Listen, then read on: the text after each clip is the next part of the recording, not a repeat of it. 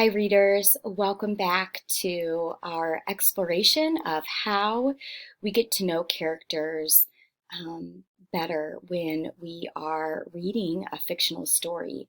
And we've been practicing this with Opal in our read aloud of Because of Winn-Dixie.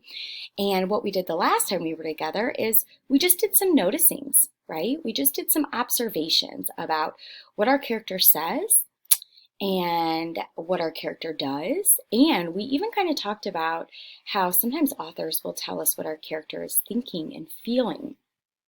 Well, today, my challenge is to take this one step further and not just list facts that we see through our observations, but to use that to analyze our characters a bit deeper, maybe to use that with describing them. For example, I noticed that in the first couple of chapters, Opal doesn't call her dad dad or daddy or papa. She calls him preacher. And I thought that that was kind of an interesting name to give your father.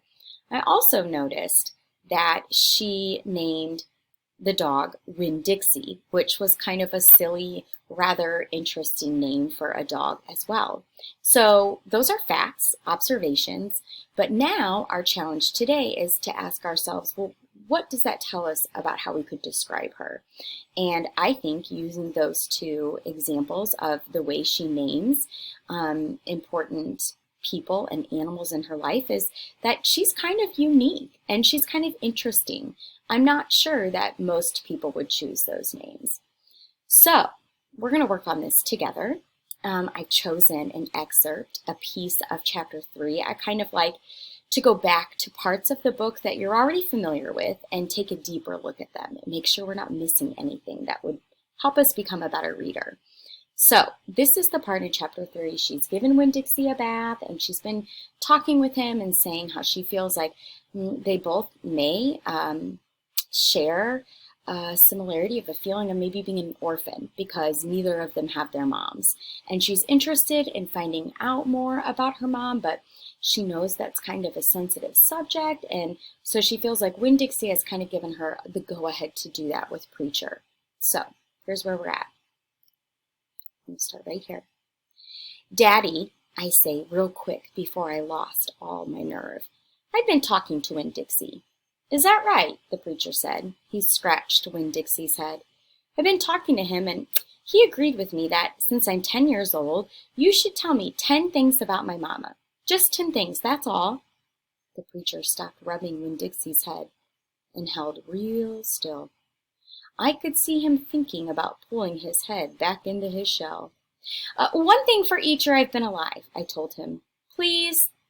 Winn-Dixie looked up at the preacher and kind of gave him a nudge with his nose. The preacher sighed. He said to Winn-Dixie, I should have guessed you were going to be trouble. Then he looked at me. Come on, Opal, he said. Sit down and I will tell you 10 things about your mama. Well, let's start with our observations. Opal's nervous. Opal brings it up to Preacher. Before she loses all of her nerve, she tells us. Preacher goes completely silent, and she says here, I could see him thinking about pulling his head back into his shell. Maybe she feels like he's about to shut this conversation down. But she continues asking him, one thing for each year I've been alive. Please.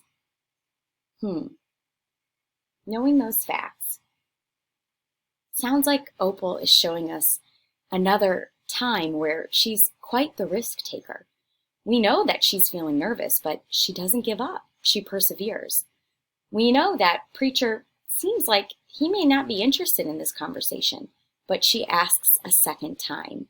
So what this shows me is that things that are important to Opal, she's really kind of willing to take some risks to get what she would like.